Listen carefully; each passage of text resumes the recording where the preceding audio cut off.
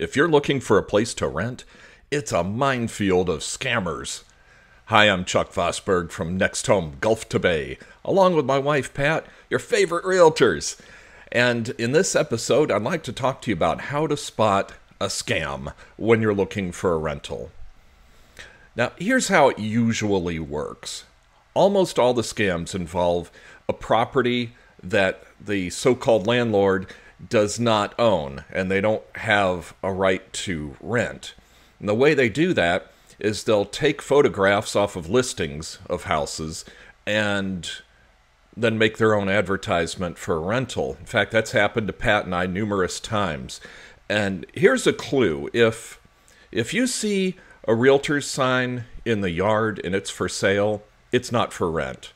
People who are selling their house do not suddenly change their mind and think, oh, gee, I want to rent this house. So here's how you spot the scam.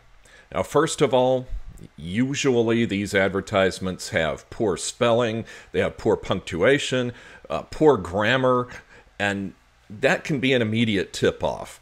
Now, it's not always a tip-off because, some people who own rental property don't know how to spell well, but that could be a tip-off, so that's a red flag.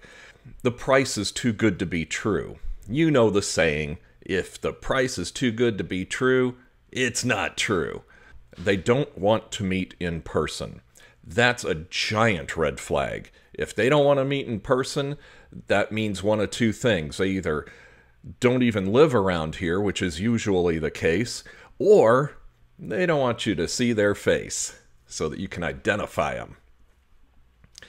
Also, they want you to move in immediately without ever seeing the property. That's a very common denominator for all these scams. Also, there's no screening process. They'll just act like, oh, you're the best person ever, I trust you. Well, no smart landlord lets anybody move into their property without some kind of a screening process unless they know you personally. Also, if they ask for a deposit and rental before signing a lease, that's a red flag. Or they may ask you to sign an incomplete lease. Big red flag.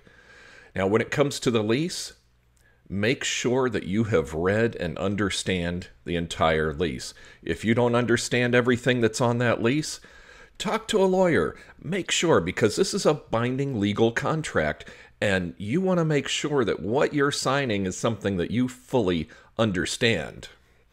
Now, what if you do suspect a scam? Well, first of all, contact the authorities. It's the only way we're ever going to put a dent in this big problem, and believe me, this is a big problem out there. If you've rented before, you've probably seen it for yourself. Also, contact the listing website and let them know about the scam. Usually, they will immediately take that ad off. And you can report it to the Federal Trade Commission. That's another good thing to do. So those three things will help your fellow renters to try and thwart all these scammers out there. Now, if you have any questions about rentals or buying or selling or anything that has to do with real estate, give Pat or I a call. We'll tell you anything you want to know. No strings attached. We put humans over houses. So I hope this helps you. Let me know if you have any questions. And thank you for watching. Bye-bye.